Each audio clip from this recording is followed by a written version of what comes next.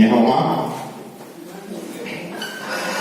你们要敬拜上帝，因为上帝创造万物。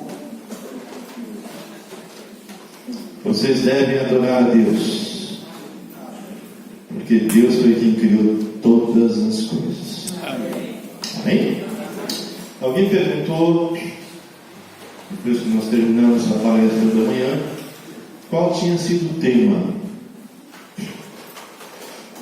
Bem, o tema foram 3 marcas que revelam se você realmente é crente ou não. Uma fé operosa, um amor abnegado e uma viva esperança na volta de Jesus. E dentro disso, falamos da superioridade e da supremacia de Jesus. Amém? Bem, vamos começar projetando alguma coisa. E se quiserem montar para mim o quadro aí, seria bom. Vou tentar fazer o mais rápido possível. Pode passar? Ok? Não, volta. Ok. Se alguém puder apagar um pouquinho a luz. Não, acho que você vai ter que colocar lá embaixo, senão ninguém vai ver. Eu vou descer depois. Ok. Esse casal, esse primeiro é o Ma. Ma significa cavalo. Lembra que nós demos banho com o cavalo? Quem está do lado é a pessoa que vive com ele. E essas 2 figuras a mais você já conhece. Esse rapaz tem uma história interessante. Ele estava no caixa de um supermercado. E nesse caixa de supermercado estava a Suzy. Suzy é uma das nossas missionárias que vocês devem ter visto hoje de manhã. Quem viu, que estudou comigo. Hoje ela é casada com um cubano, ela trabalha mais com Cuba, mas ela andou comigo lá. E ela estava na fila, e quando ela estava na fila, veio uma pessoa com quais aqueles palitinhos, você come comida, e tirou o dinheiro que ela havia tirado para passar um mês. Era 2.000 RMBs, qualquer coisa assim, tirou do bolso dela. E esse rapaz deu um grito, né? Tipo, avisando, mas aí já era tarde. O fato é que eles foram parar na delegacia, e depois nós fomos sabendo, fomos também. E quando o delegado perguntou para ele, você viu os ladrões? Ele disse, não teve ladrão nenhum, de jeito nenhum. Simplesmente eu falei aquilo porque ela estava demorando de andar na fila. E a Suzy falou, como? Você viu? Você até me alertou. Ela falou, não, você está confundindo. E enfim, a coisa acabou assim. Quando ele saiu para fora, estava eu, Suzy, a Cici, eu não lembro mais quem estava comigo, Flávio, acho, e mais ele. E ele vira para Suzy e diz, me perdoa. Se eu tivesse dito que eu conhecia, simplesmente eles iam me matar, porque é uma máfia chinesa. E aí a Suzy abraçou ele e disse, eu te perdoo. E aí eu disse, eu gostaria de orar por você. Tudo isso no pátio da delegacia, todos nós conversando de olhos abertos. E aí eu comecei a orar, e quando eu falei, eu substituo Jesus Cristo, ele ficou assim espantado, mas não falou nada. Continuou, nós saímos, aí ele queria se despedir, e nós falamos, não, nós queremos ter um relacionamento com você. Não é? E ele falou assim, não, mas eu sou pobre, né? Como se nós fôssemos ricos. Né? E nós falamos, não, nós queremos ter um relacionamento. Aí conseguimos pegar o telefone e tudo mais, marcamos um jantar, ele, essa moça e mais um amigo, e eu tinha dado aquela pulseira que tem as cores, que você já deve ter visto da PEC, que através daquilo você evangeliza. E eu disse, olha, aí tem uma mensagem. E a primeira coisa que ele disse quando eu cheguei foi: isso está me incomodando a semana inteira. O que tem? Que mensagem é essa? E aí nós falamos de Jesus através das cores. Ele ficou muito entusiasmado, o amigo dele não gostou muito e a esposa não falou nada. O que houve? Hã? Tudo bem? Tudo bem. E aí, segunda vez, nós marcamos outro jantar de novo, até que ele convidou para que nós fôssemos à casa dele. Nós fomos à casa dele e lá tem o costume de você fazer um pastelzinho, Johnson,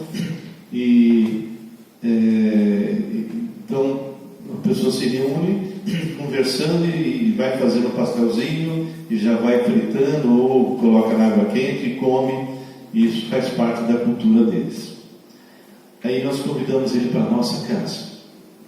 Em nossa casa nós demos o almoço, que era a nossa grande estratégia, almoço brasileiro, eles comeram, e aí nós pregamos a palavra e ele aceitou Jesus. E é interessante, porque a partir daí ele se ligou comigo e com a graça de uma forma, né? E normalmente os jovens chamavam a mim de pai e ela de mãe. E o Mar, então, desejou ser batizado. Assim que ele se converteu, já começou a pregar, já pregou para a mãe se converteu. O pai estava no hospital, foi operado, ficou que nem um vegetal, vocês vão ver. E eles começaram a frequentar uma igreja oculta, subterrânea, e aí um grupo dessa igreja foi até o hospital, orou por ele. E os médicos que tinham dito que ele ia ficar como um vegetal, de repente não entenderam. Ele acorda, se levanta, porque estava em coma, e começa a andar e falar. E aquilo foi realmente uma grande surpresa e um grande milagre. Esse Mar foi batizado. Pode mudar. Essa é uma professora, e a Suzy que eu acabei de falar. Pode dizer? Essa moça aqui é crente, ok? E, enfim, ela veio aqui ao Brasil, né? Foi, né? Ela veio trabalhar no Brasil. Olha, aqui são as duas professoras. A que está do lado de cá é Rue. Rue é muçulmana, ok? A outra não acredita em nada. Mas essa ouviu a palavra muitas e muitas vezes. É a professora que vinha em casa. A gente estudava na faculdade, ela vinha em casa. E ela nunca aceitou Jesus, mas ela sabe exatamente o que ela tem que fazer. Pode mudar? Pode mudar? Esse é um casal muito interessante. Ele é muçulmano e ela é judia. E ela é da nossa classe. E nós pregamos para os dois. Ok? Essa é a Vitória. A Vitória é noiva desse missionário e ela está se preparando, não sei, nós já voltamos, mas se preparando para ser missionária. Mas pode ir. Aí está ela novamente. Então, aqui foi um caso especial. O Mar nunca tinha feito aniversário na vida. E foi a primeira vez. E começa então fazendo os pasteizinhos, não é? Pode continuar. Vai passando. Mais. Aí.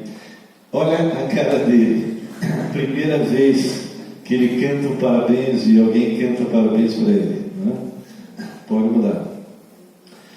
Mais. Tá. Vocês lembram que eu falei da Ritom? Então, uma entrada, que nem aquele arco que está na porta ali, ok? E aí vários quartos, que na verdade é como um cortiço. Cada quarto, e esse é um deles, é uma casa. E do lado de fora, eles fazem comida, corta cabelo, joga, bebe, canta, faz qualquer coisa. Ali está o pai dele, aqui está afundado, inclusive, né? E nós então gastamos um tempo e oramos para mudar. Eles pediram para a gente orar, porque apesar dele ter sido levantado, ele tinha ainda um pouco de dificuldade para falar e um pouco de dificuldade para andar, mas ele está vivo. Bom, aqui nós já estamos na casa dele, que é ao lado da casa do pai, que também é um quarto. Ok? Pode mudar? Bem, isso é um aquecedor. Eles colocam naquele orifício, eles colocam uma espécie de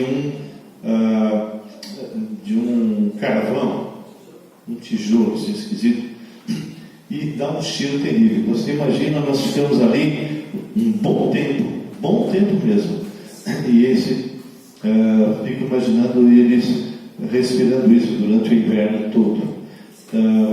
Quando nós viemos, quem teve de manhã, lembra que a minha esposa estava se aquecendo com o aquecedor que tinham dado a ela, e aí ela deu de presente para eles. Pode? Bem, aqui é um caso interessante. Nós pregamos para vários professores, e essa professora em especial ficou muito impactada, e ela de repente convidou para que nós fôssemos almoçar com os pais dela. Normalmente os professores de lá eram bem pobres, de províncias distantes, mas ali não, ele era de Xi'an. E quando nós chegamos em frente ao prédio, era um prédio muito rico, muito chique. E eu perguntei para a professora, Laoshi, o seu pai faz o quê? Ele é líder do Partido Comunista. Aí eu virei para minha esposa e falei, não dá para fugir, vamos continuar, né? E entramos. E a casa já começa com alguns objetos identificados. Pode mudar, mais. E aí está ele, a minha professora que está atrás, aqui está a esposa dele. Ele sabia tudo sobre o Brasil, tudo. Algo tremendo. Economia, tudo. E aí, quando ele terminou, eu comecei a falar sobre o que eu vou mostrar um pouquinho, e contei a vida, a origem deles, e parei em Noé.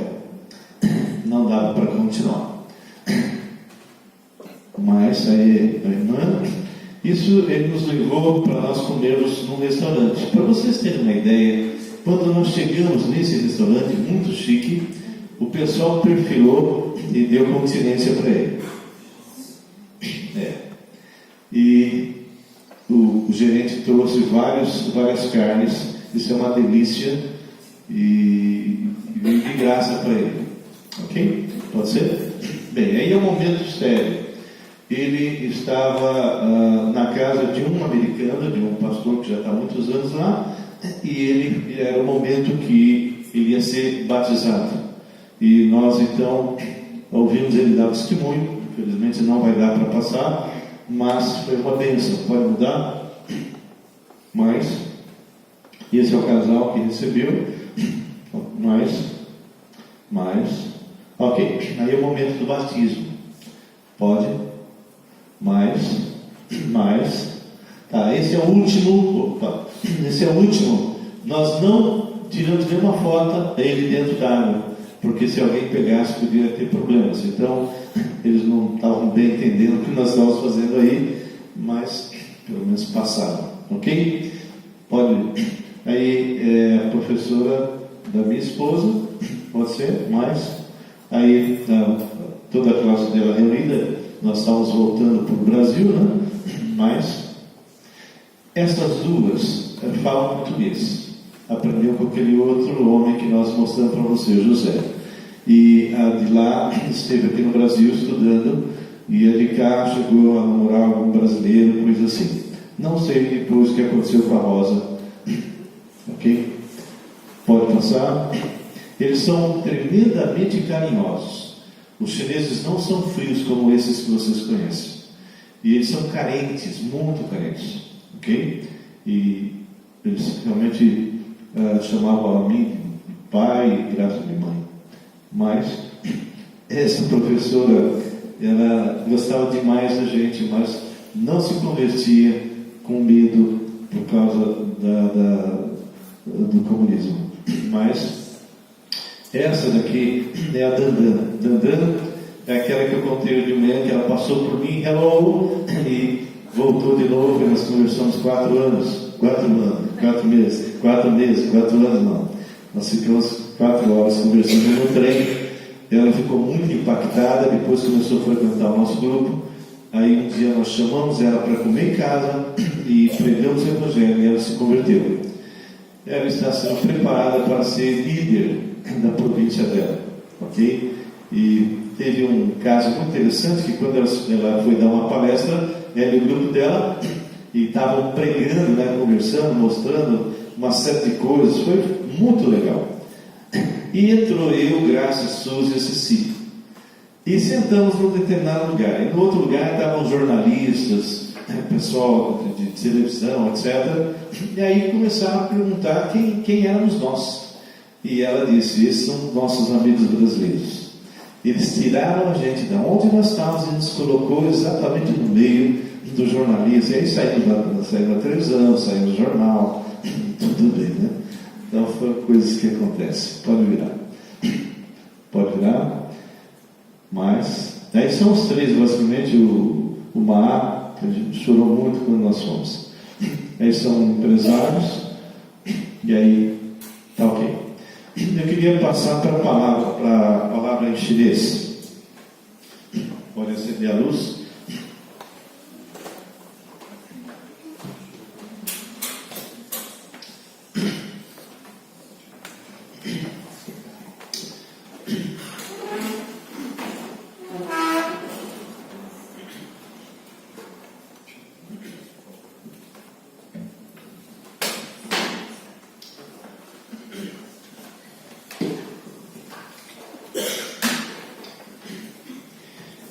Quando eu evangelizo um chinês, normalmente eu traço uma linha, aqui eu ponho 0, ok? E aí eu pergunto para o chinês, a quem que seus pais adoravam? E eles falam, Buda. Aí eu falo, Buda, tá bom. Aí eu ponho aqui 550 a.C., na Índia surgiu o budismo. Só que chegou em 230 a.C. e se firmou em 50 a.C. Aí eu falo, bom, se o budismo chegou na China só em 230, quem que os seus ancestrais adoravam? Eles não sabem, porque o comunismo retirou essas informações dele. Aí eu falo, então eu vou contar a história para você. Então a gente coloca eles em ciúmes. Aí eu coloco aqui 2230 a.C., 2500 a.C. Nesse período, 2230, era a primeira dinastia chinesa. E eles adoravam Shangdi. Shangdi é o Deus do céu. Shangdi, Deus do céu. E é o Deus que não tem imagem. Eles adoravam o mesmo Deus nosso. E é uma coisa incrível. Mas como que isso é possível? Bem, em 2500 a.C., foi a primeira escrita chinesa, em original. E várias palavras que eles escreveram, contando fatos, só tem sentido se você for na Bíblia. Eles são descendentes de Sem. E Noé passou para os seus filhos todas as informações. Então eles têm, em casco de tartaruga, desde a criação até o dilúvio. Então você chega e pergunta assim, me escreve a palavra Chuan. Chuan, navio. Então,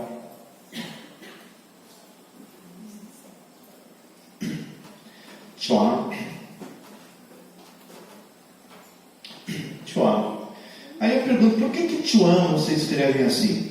Ele diz, não sei. Mas o que significa? Ele vai dizer, é um barco com 8 pessoas.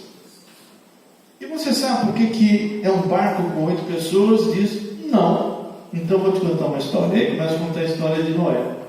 Porque é a primeira vez na história da humanidade que se falou em navio ou qualquer coisa que navegasse, é exatamente a Arca de Noé, que tinha o quê? 8 pessoas. Aí eu falo para ele, Escreve a palavra ó.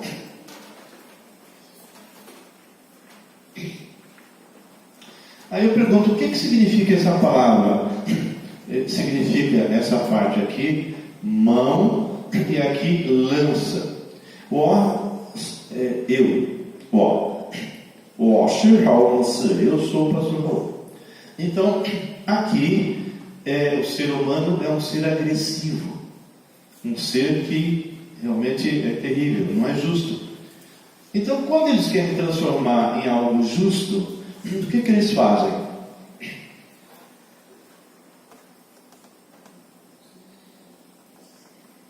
Eles colocam um cordeiro sobre mim. Somente quando o cordeiro está sobre mim é que eu sou justo. Yam, ó, que é a palavra i. Aí eu digo, pois é, esse cordeiro é o próprio Deus que um dia entra na história e lá pelos anos 33 depois de Cristo, ele morre. Aí eu digo, escreve a palavra lar.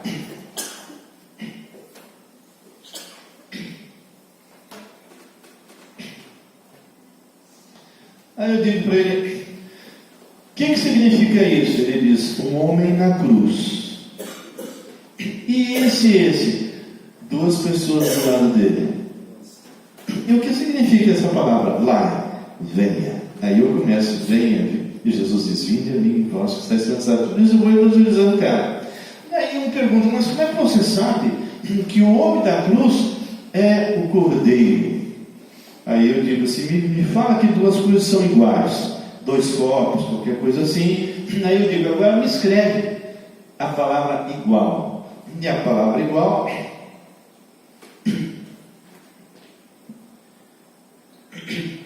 A palavra igual nada mais é que o homem na cruz e o cordeiro. Qual foi a primeira vez na história que surgiu o desejo, cobiça? Quando? Quando? Não ouvi. Desejo, cobiça, quando? Eva.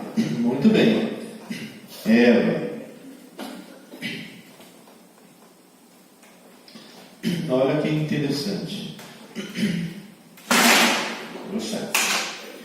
A palavra cobiça, desejo,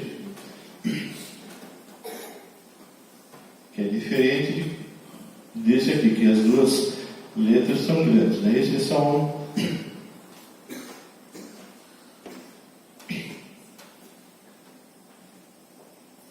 A palavra cobiça, desejo, é a mulher entre duas árvores.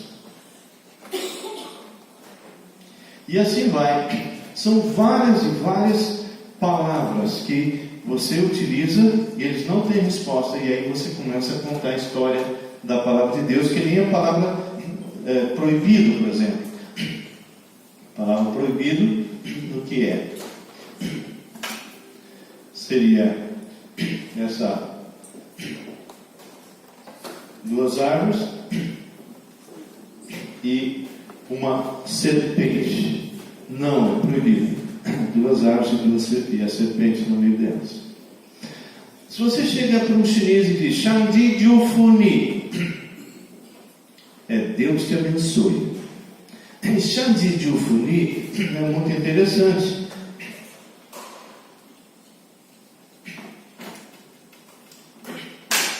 Bom, Shangdi é aquela palavra que nós já escrevemos, não é?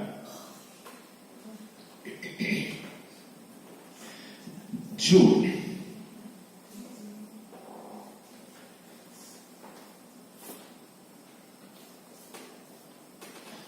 Shangdi Ju Fu.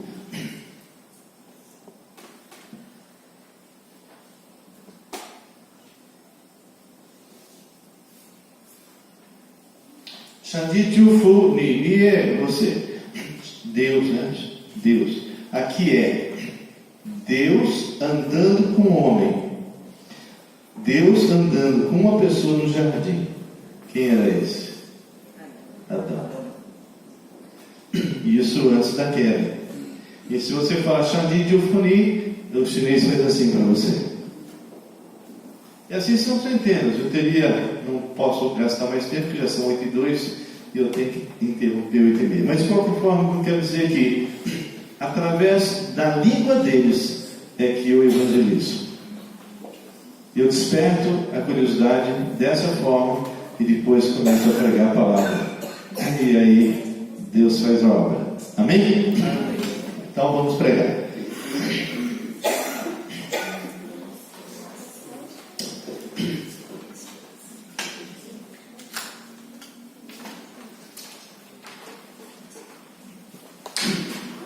Teriam muitas e muitas palavras, muitas.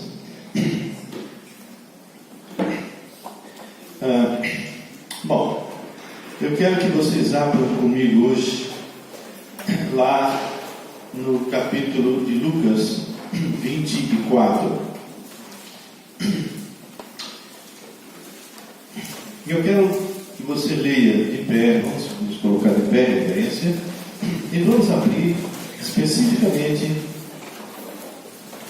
versículo 25 e 26 e 27. 25, 26 e 27. Então lhes disse Jesus: ó nécios, tardos de coração para crer tudo o que os profetas disseram. Porventura não convinha que o Cristo padecesse e entrasse na sua glória? Senhor Deus e Pai, nós colocamos agora nossas vidas diante do Senhor, que a Tua palavra possa nos confrontar, Senhor, e possamos realmente obedecer a Tua palavra, e sermos alguém que saia e pregue e fale do Deus vivo, que sejamos, Deus, os João Batistas desse tempo, anunciando a volta de Jesus. Em nome de Cristo oramos. Amém. Vamos sentar.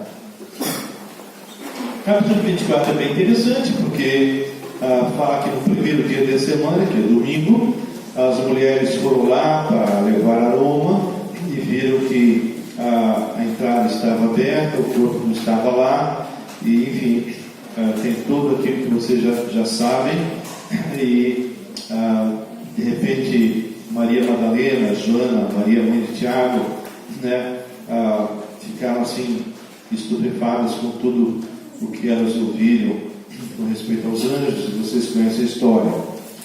E elas foram até contar para Pedro, e Pedro e João foram até o sepulcro e constataram isso aí. Bem, vocês imaginam então como estava o coração dos discípulos que de repente estão vendo o seu líder morto. E eles estavam agora, dois deles caminhando, né, dois discípulos, né, estavam aí caminhando e lá em Emaús, e o Senhor então se aproxima deles e começa a andar com eles, não é? Era uma aldeia chamada Emaús, e os dois estavam assim muito chateados, muito abatidos, e o Senhor se aproxima e pergunta: o que é isso, né? Versículo 17: do que vocês estão preocupados? O que vocês estão tratando? E a resposta de um homem chamado Cleopas foi: és o único, porventura, que tendo estado em Jerusalém, ignoras as ocorrências desses últimos dias. E o Senhor diz: bem, quais? Né? Me explica, o que está vendo? E aí ele então começa a colocar que o que aconteceu com Jesus, o Nazareno, que era um varão, um profeta, poderoso em obras e palavras, diante de Deus, de todo o povo. E como os principais sacerdotes, nossas autoridades, o entregaram para ser condenado à morte e o crucificaram. Ora, nós esperávamos que fosse ele quem havia de redimir a Israel, mas depois de tudo isso, já é esse o terceiro dia, desde que tais coisas sucederam. É verdade também que algumas mulheres das que conosco estavam nos surpreenderam, tendo ido de madrugada ao túmulo. Bom, aqui tem uma observação a fazer. A última, se isso fosse uma mentira, a última coisa que um escritor judeu escreveria é que as mulheres é que testemunharam. Porque o testemunho das mulheres não valia nada naquela época. Era simplesmente rejeitado. E eles colocam não que os homens viram, mas que as mulheres viram. E isso já começa a mostrar a veracidade, não é? E aí, no versículo 24, depois que contou a respeito dos anjos, visão e tal, no 24 diz: de fato, alguns dos nossos foram ao sepulcro, no caso é Pedro e João, e verificaram exatidão do que disseram as mulheres, mas a ele não viram. Então lhe disse Jesus, e aqui começa a história. Jesus chama aqueles homens de nécios, loucos, tardos de coração duro para crer, tudo que os profetas disseram, porque a palavra de Deus nos mostra várias e várias passagens a respeito de Jesus. Se nós olhássemos, por exemplo, para Isaías, e a gente pegasse já Isaías capítulo 2, lá vocês vão ver um diálogo entre o pai e o filho. É muito claro, já falando do filho, já falando do Mashiach, falando do Messias, do Cristo.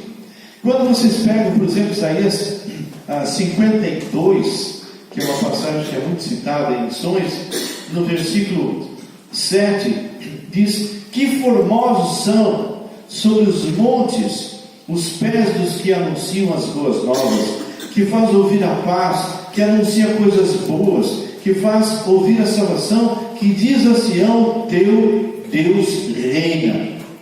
Isso, inclusive, a respeito dos pés, é citado em Romanos.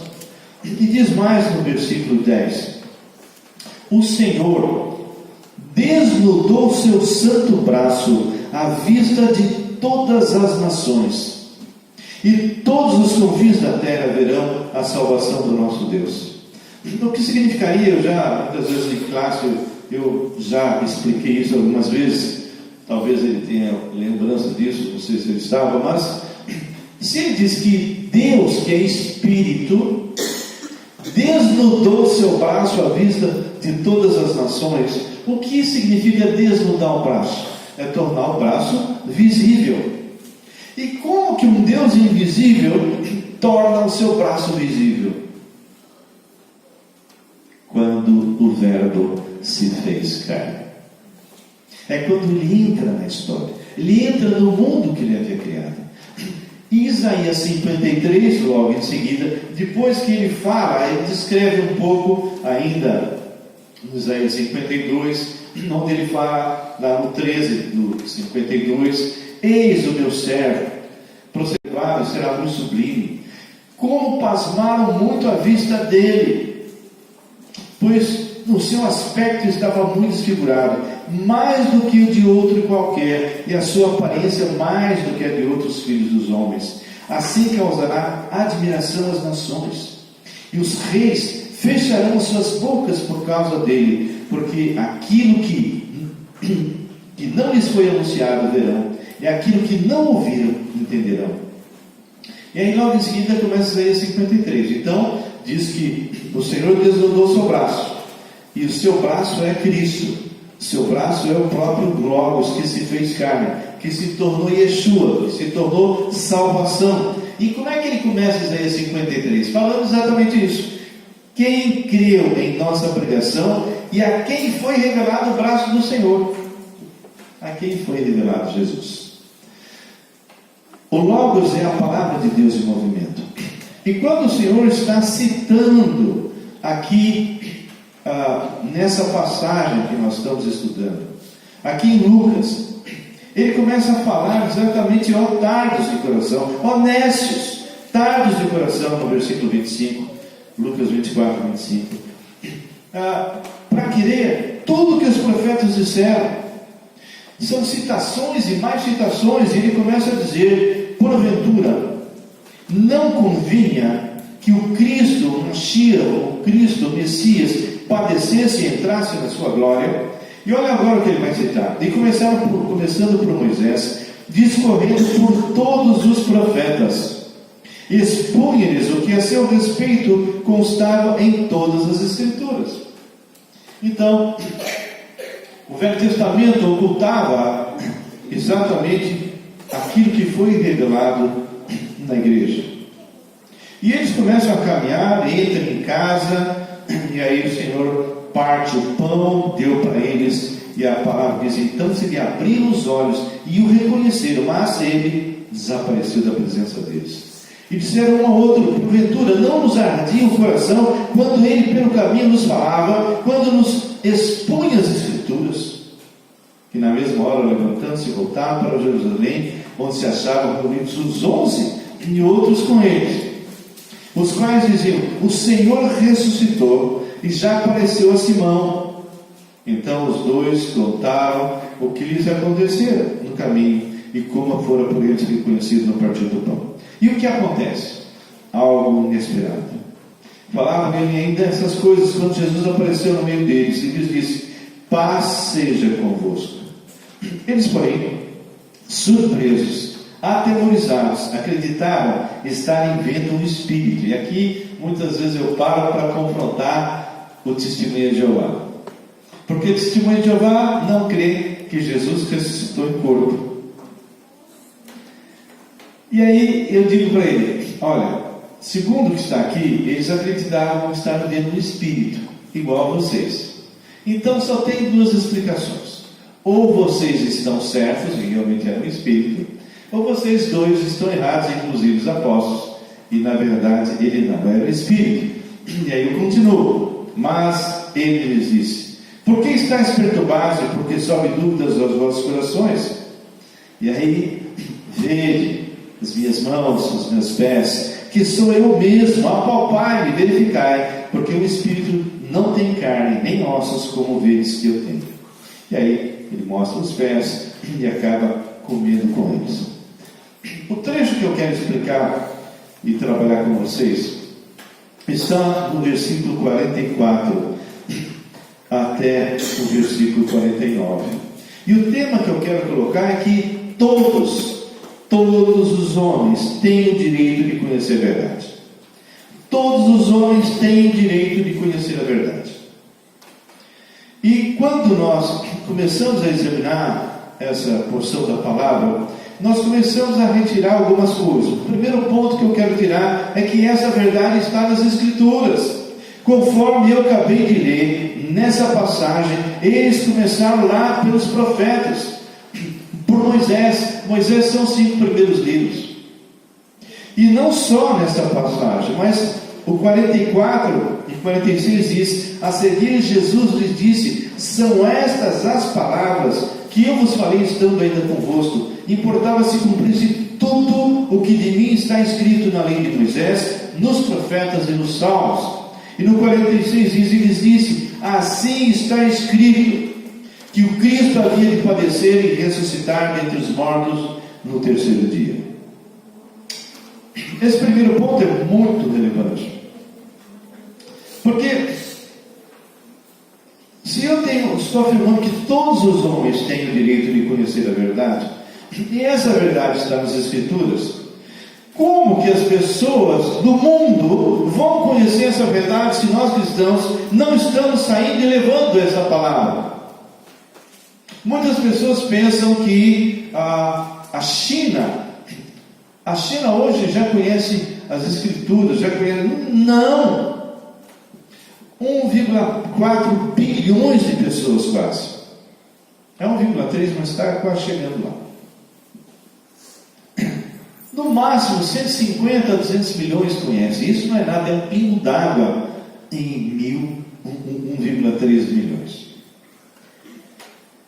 As Bíblias que estão lá estão restritas. Por mais que Portas Abertas envie e outros grupos enviem, não chegam. Então como é que eles vão conhecer a verdade? Não só lá, mas também em outros lugares, nos países de perseguição. Se todo homem tem direito de conhecer a verdade, e essa verdade está nas Escrituras, e as Escrituras não chegam ao conhecimento deles, como é que eles vão conhecer a verdade? E nós cristãos, estamos apáticos diante disso. Tem pessoas no Brasil que nunca ouviram nada a respeito da palavra. Nós temos a ideia que aqui no Brasil todo mundo já ouviu mentira. Se você vai aos ribeirinhos, muitos nunca ouviram. Meu irmão trabalha inclusive lá. Se você vai entre os índios, se você vai no meio aqui do Brasil, de alguns povos que estão conosco, não conhecem. Eu trabalhei muito tempo com os chineses, japoneses, coreanos aqui dentro, os árabes que estão aqui, os que atravessaram a fronteira refugiados. Vocês estão tendo a oportunidade de encontrar pessoas que são de outros países que possivelmente vão voltar e que poderiam ouvir a palavra, porque esses serão os mensageiros de vocês quando eles voltarem para os seus países. Nós estamos perdendo a oportunidade por causa da nossa negligência, a nossa apatia. Já estou salvo. Isso é uma expressão egoísta da igreja, de uma forma geral. Os testemunhos de Jeová, os mormons, os muçulmanos e outras seitas estão saindo nas ruas e pregando as suas mentiras. Estão usando o processo que é nosso.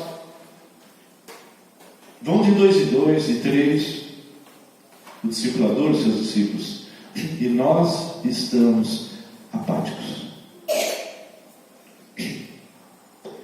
Bem, então, o primeiro ponto é esse. A verdade está nas Escrituras, mas essas Escrituras não estão chegando em todo lugar.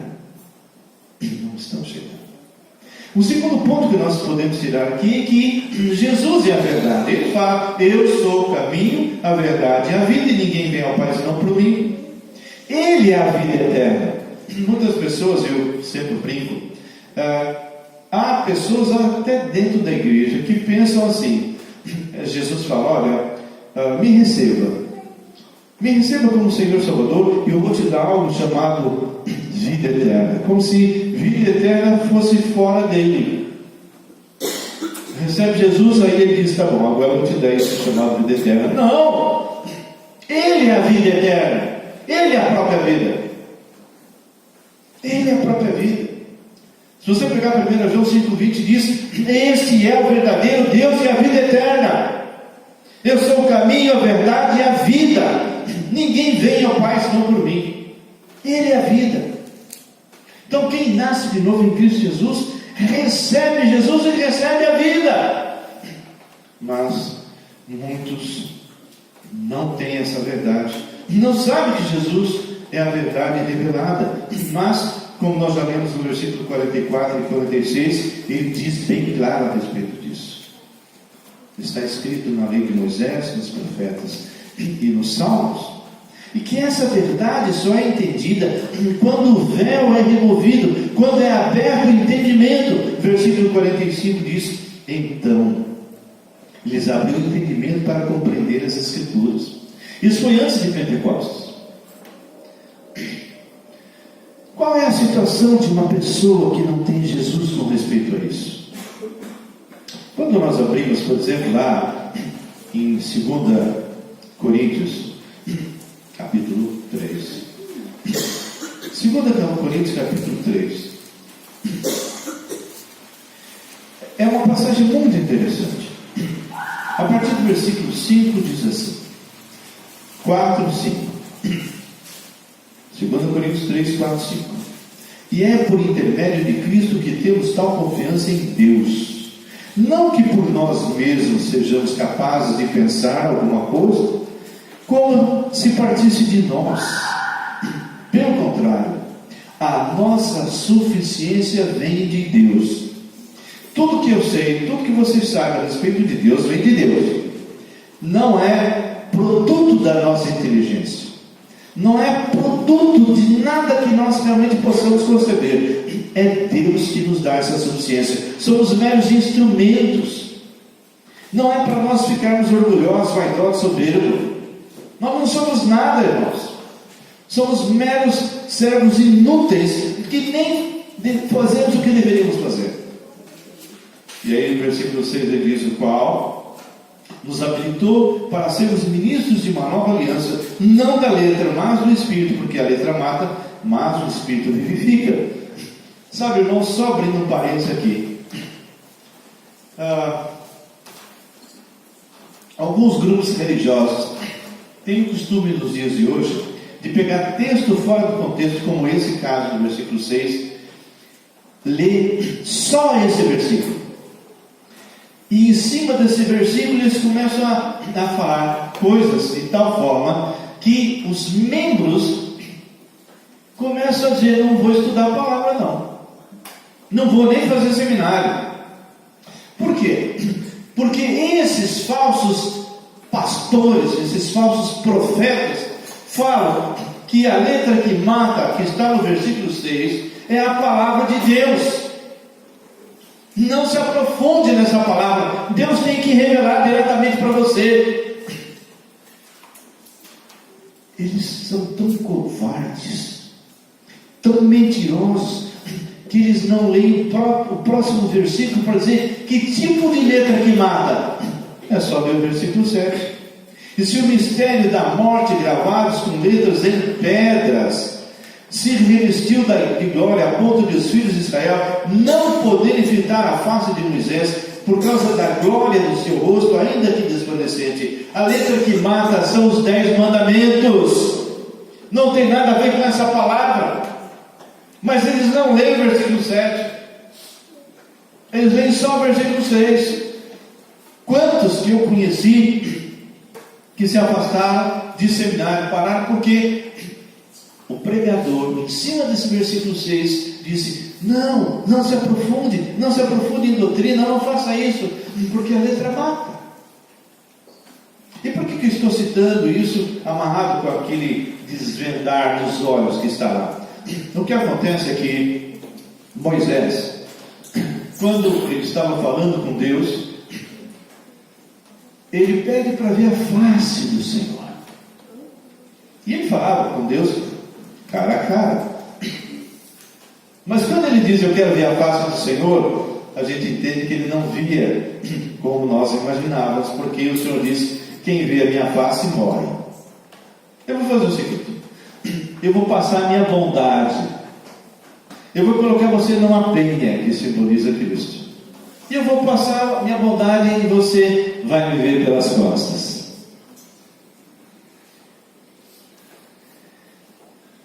A manifestação de Deus ali foi tão forte que quando Moisés desce, ele desce com o seu rosto todo glorificado, e a glória do Senhor incomodava e incomoda o homem pecador.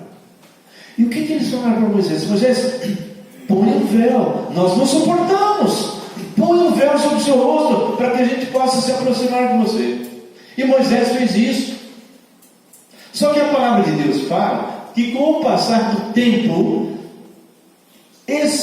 essa glória foi acabando, foi se desvanecendo, e Moisés não tirou o véu. Não tirou o véu por soberba. Porque quando eles vinham ali com o véu, vai um homem cheio de glória. Moisés começa os problemas dele nessa área. Vocês se recordam que o Senhor tinha falado a primeira vez para ele ferir a rocha, e ele feriu a rocha, mas na segunda vez, fale a rocha, e ele chama. Primeiro ele vira para aquela turminha que estava pedindo água para ele, e diz assim: faremos nós, eu e Arão, sair a água da rocha. Aí ele chama a glória da primeira saída de água para ele. E ele chama, antes disso, ele chama rebeldes. Ele se colocou no lugar de Deus. Se Deus tivesse dito para Moisés: diga para esse povo, rebeldes, aí ele poderia dizer: assim diz o Senhor, rebeldes. Mas ele chamou rebeldes por conta própria, e chamou a glória da primeira pedra, da primeira água, para eles, e ainda feriu a rocha. E Deus, por misericórdia, ainda permitiu que saísse água. Essa pedra, a primeira que foi ferida e a segunda que era só para falar, representa Cristo conforme está em Coríntios. E a pedra era Cristo. A primeira pedra que foi ferida simbolizava Jesus na sua primeira vida. A segunda não vai ser ferida porque Jesus vem como Rei dos Reis, Senhor dos Senhores. Era só para falar. O que estava vendo? Ele estava passando para ele a glória. Ele foi um servo fiel. Tanto é que ele aparece na transfiguração, mas foi disciplinado. Foi disciplinado. E a palavra fala, se vocês lerem, no versículo 14, 13 e 14 diz: e não somos como Moisés, que punha véu sobre a face, para que os filhos de Israel não atentassem na terminação do que se desvanecia. Ele não tirou o véu para que as pessoas não percebessem que a glória estava indo embora. Mas, se referindo aos judeus, mas o sentido deles se embotaram, pois até o dia de hoje, quando fazem a leitura da antiga aliança, o mesmo véu permanece, não lhes sendo revelado que em Cristo é removido. Mas até hoje, quando é lido Moisés, Pentateuco, o véu está posto sobre o coração deles. Quando, porém, algum deles se converte ao Senhor, o véu é retirado. E o que tem impedido que as pessoas vejam? Capítulo 4, só para a gente fechar, diz, leia, versículo 3 diz, 4:3. Mas, se o nosso Evangelho ainda está encoberto, é para os que se perdem que está encoberto, nos quais o Deus desse século cegou os entendimentos dos incrédulos, para que não resplandeça a luz do Evangelho da glória de Cristo, o qual é a imagem de Deus. Porque não nos pregamos a nós mesmos, mas a Cristo Jesus como Senhor, e a nós mesmos como vossos servos por amor de Jesus. Porque Deus que disse, de trevas resplandecerá a luz, Ele mesmo resplandeceu em nosso coração para a iluminação do conhecimento da glória de Deus na face de Cristo.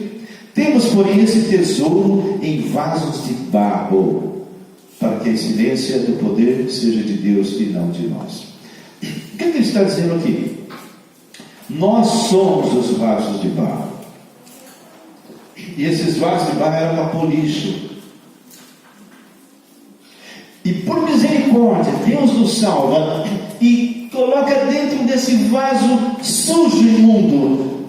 Ele limpa, em Cristo Jesus somos lavados e nos tornamos santuário do Espírito Santo. Mas sabe o que está acontecendo no mundo de hoje? A mesma coisa que Moisés. O vaso de barro, ele quer ser aplaudido. O vaso de barro. Da mesma maneira que Moisés cobriu a face,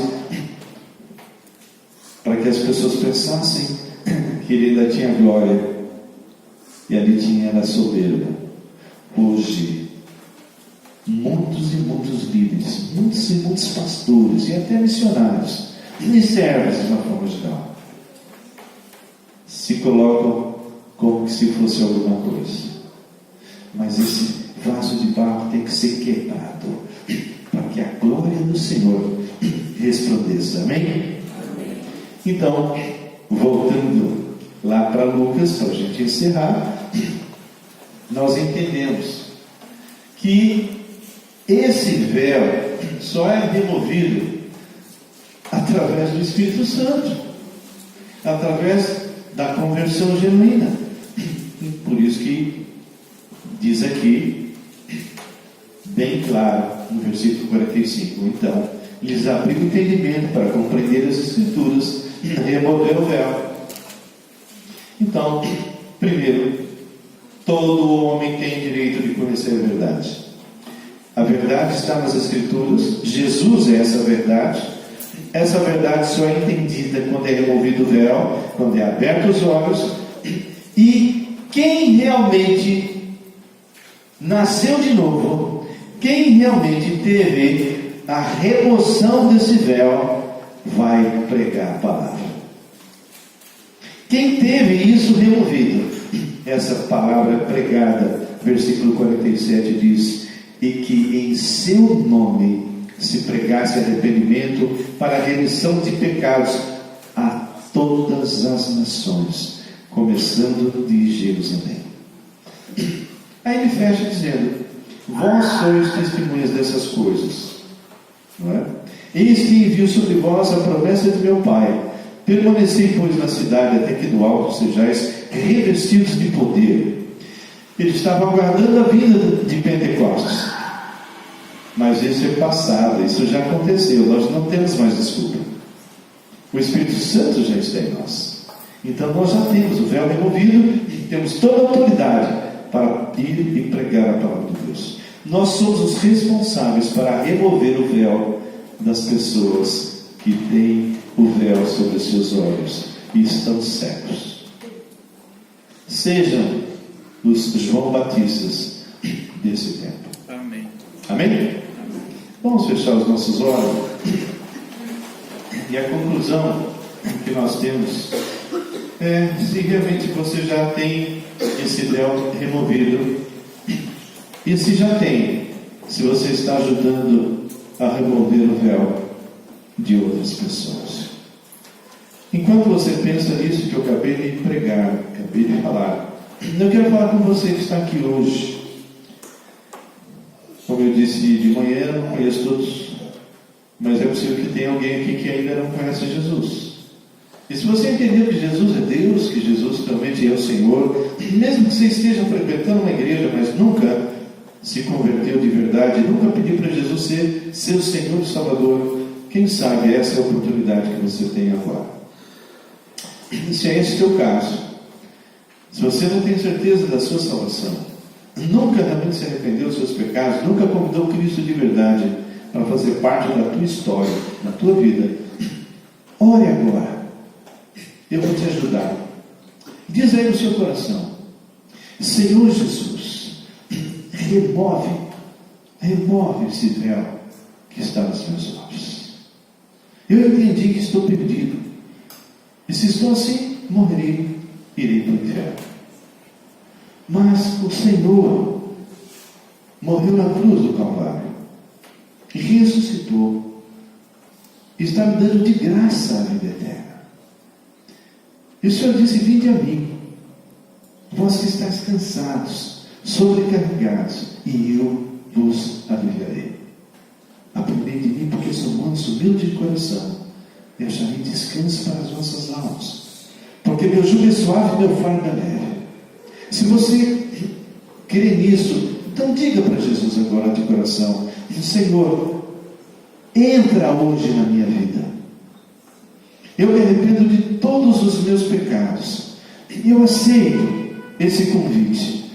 Eu quero que o Senhor tome conta da minha vida. Eu quero que o Senhor seja meu Deus, o meu Senhor, o meu Salvador pessoal. Eu creio que a partir de agora, todos os meus pecados foram perdoados e eu fui feito filho de Deus e tenho a vida eterna. Ainda com seus olhos fechados, será que teria alguém hoje à noite que fez essa oração? Se você está aqui e fez essa oração, levante a tua mão para que eu possa orar por você. Tem alguém? Uma pessoa que queira levantar a tua mão e dizer: eu quero Jesus na minha vida hoje.